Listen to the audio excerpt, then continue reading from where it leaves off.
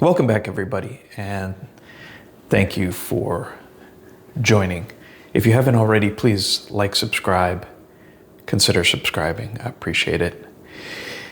Trying to grow the channel.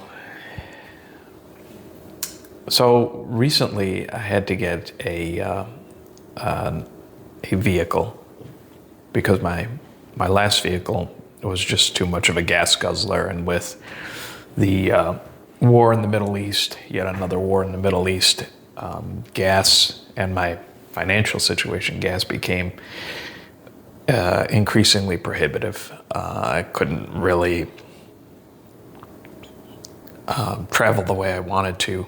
It was just when you have a vehicle that gets 14 miles to the gallon, you're not really, your income takes a significant hit. You get into trouble. At any rate, so I had to get another vehicle, something much more fuel efficient, and I'm glad I did. But that got me, having another vehicle got me to thinking about how I ended up in that situation in the first place. And I think this is applicable to many parts of our lives, many situations that we find ourselves in. Basically, we create these situations. We lose the plot. I guess the best way to put it. We go from what is a necessary vehicle, and even stretching what is necessary. One of the reasons for getting what I had which was a truck, was we had recently moved and bought a new home with land, and there were, at the time I was married, and the honey-do list was pretty extensive. There were lots of projects envisioned by Her Royal Highness, and you could justify the necessity of having a truck. I was talking about getting a trailer. I had a penchant towards getting I use a push mower now and just do the bare minimum of mowing. But at the time, thoughts of maybe a zero-turn or lawn tractor or something to make it easier. And all of that went by the wayside, of course, when she had an affair and moved out, which in the end was a tremendous blessing. But it really no longer necessitated a truck. So unfortunately, I made the mistake of, and I don't know why, because it's the first time in my life now, I've owned dozens of vehicles, literally dozens of vehicles. And I have never had, and I've been married before, I'd never had a girlfriend or a spouse's name on any of my vehicles until this truck. Well, that made it impossible because of the state I live in and how arcane and anachronistic the divorce laws are in the state. Made it impossible for me to sell this vehicle. I could not trade it, and I just did not have the kind of income that would have supported buying a second vehicle, having a second insurance, and the whole 9 yards. I was just financially in too much of a bind. So I had to wait until a lot of this stuff was finalized financially, and then went out and got something. But again, getting back to losing the plot, I guess, which is another, getting back, that's ironic. Getting back to losing the plot.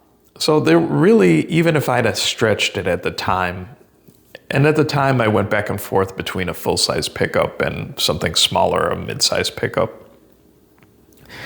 And I justified the full size by saying, well, frankly, the cost at the time, now it's a little different now, but at the time, it really was only a few $1,000s more to have a full-size pickup as opposed to a mid-size pickup.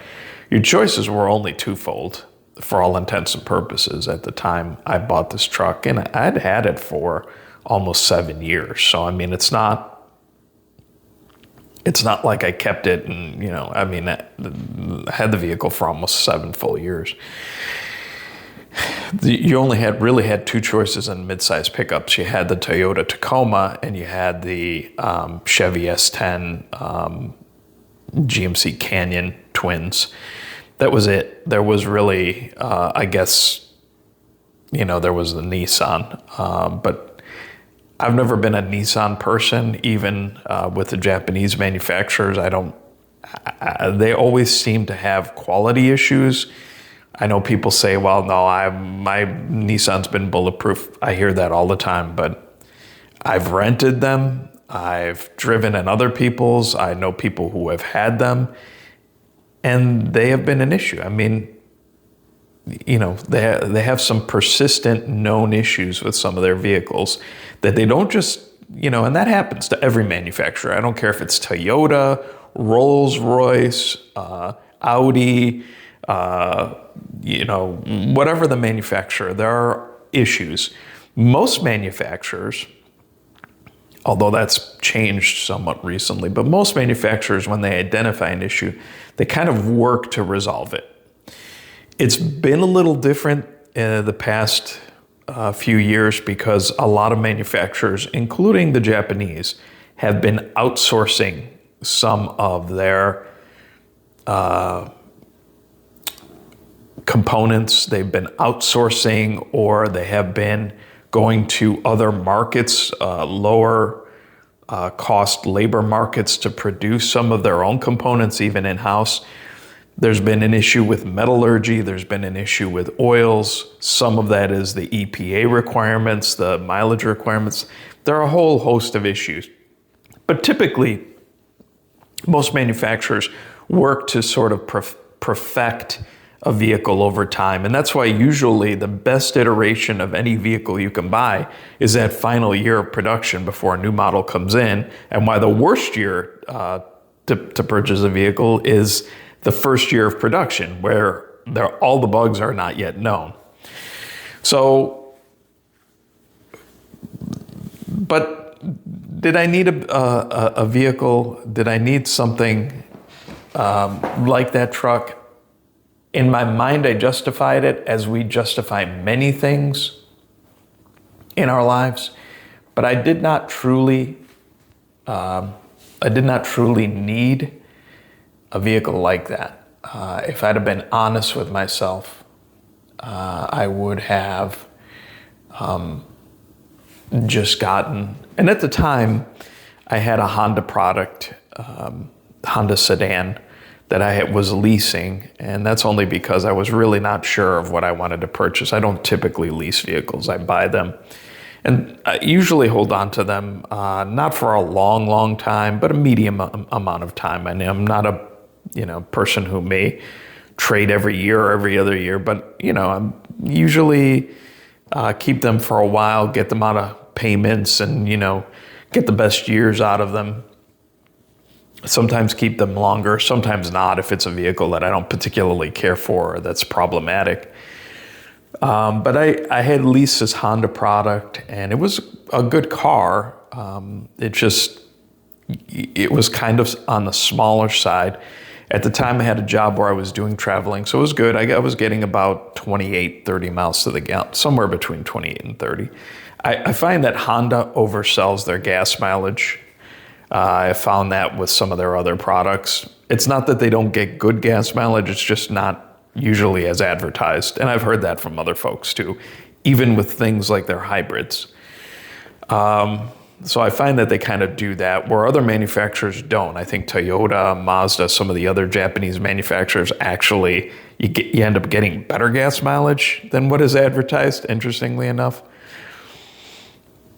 But so I was looking for something different, and meanwhile, the virus stuff had started up, and the shortages were already started. And I could see the writing on the wall as inventory was disappearing and plants were closing down, not just here in America, but all over the world, that sourcing was going to be an issue. So I tend to be somebody, although I don't follow the news, particularly the mainstream media, slavishly, you could tell the direction particularly from independent media, the direction things were going, you could tell there was a momentum to shut everything down, and it was going to be a lot more than 2 weeks. It just was a narrative that was getting scripted, and it was just being repeated too much across all these media outlets, and a lot of people drank that Kool-Aid. That's, I guess, a story for another video. So I needed a vehicle, or I was going to need a vehicle. So I got out of the lease early, and I got into this pickup, which is a big mistake. If I'd have been truthful with myself, what I should have told myself was, hey, listen, you need a car that gets decent gas mileage, maybe a little roomy, maybe a little luxurious, because that's the kind of person I truly am. I don't, I've had pickups in the past. I've actually had many pickups. I've had a couple of sport utilities. Actually, did I have a couple of sport utilities? One sport utility, I think, way back in the day. Well, actually, two.